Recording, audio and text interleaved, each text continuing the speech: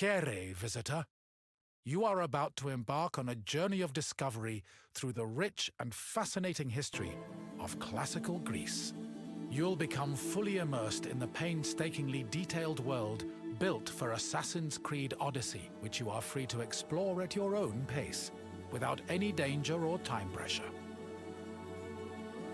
For a directed experience, take one of the many guided tours curated by prominent historians and archaeologists. Along the way, exchange words with some of Greece's most famous historical persons. The classical Greece you are about to explore is at the peak of its glory. This period is synonymous with grand accomplishments of the physical and the mental. Architectural marvels which still stand today dot its landscape, while towering achievements in philosophy, political systems, and art still influence our modern society in profound ways. We hope you become engrossed in the dazzling riches of ancient Greece and welcome you to your visit.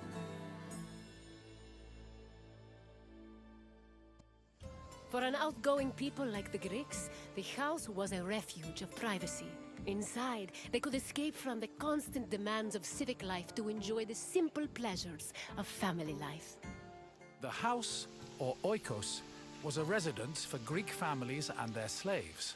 Contrary to modern houses, which look outward, the Greek household was built to look inward on a courtyard.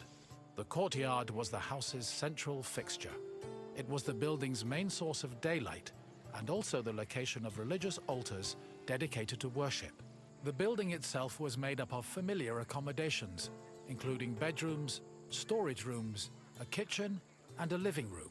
Women were generally in charge of tending to the home, which in Greece was called oikonomia, a term that inspired the modern word economy. A pasta was a corridor that connected a house's courtyard to its residential section. Archaeological evidence from the city of Olynthos reveals that pastas were added to Greek home design in the 5th century BCE.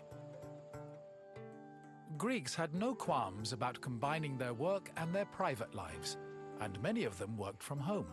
Artisans like blacksmiths, sculptors, and potters often had workshops in their houses. Some even operated small stores to sell their work. Similarly, doctors were known to treat patients in special offices located in their homes. Women also worked in the house and were responsible for making textiles, as well as producing clothes and supervising weaving, which was carried out by slaves. If the household was wealthy enough, they could even produce a surplus of textiles to sell in times of financial difficulty. The inner courtyard was the nexus of the house. Functionally, it allowed air to circulate and also provided access to most of the rooms. It also sometimes housed a well or a cistern that collected rainwater. In the center of the courtyard was an altar to Zeus Herkios, who served as the protector of the household. Women would often use the space to sew and cook, while children used it as a play area. Furthermore, if the family had pets or animals, the courtyard was where they were allowed to run free. The bathroom was located in the back of the house. Much like today, it was used for cleaning and washing, although the Greeks used chamber pots instead of toilets. Most bathrooms had a luterion that could be filled with water for washing. Mirrors, razors, strigils, and sponges could also be found in the bathroom, along with small vases called ariballoi, which were usually filled with perfume or oil. Greek homes had kitchens where the family's meals were prepared. The Greeks did not often eat meat, except during special occasions like banquets or after sacrifices. They had mainly a grain-based diet, eating staples such as bread, porridge, or a barley cake called maza. They also occasionally ate poultry, fish, and other seafood, as well as fruits, vegetables, goat milk and cheese, and olive oil. Food was cooked on a tripod, or sometimes in a klibanos, which was a sort of mobile oven. Other cooking implements included braziers, mortars and pestles, a spit to hold food over a fire, platters, and frying pans. The family also used the kitchen to store food in containers called pithoi. Symposia were major social institutions in Greece. They were drinking parties held exclusively for men. The party took place in the men's section of the house, the andron, where residents and guests reclined on special couches called klinai. Food was served on low tables set in front of the couches, while wine was placed in a crater in the center of the room. During a symposium, men drank, sang, had philosophical discussions, and played games like kotobos.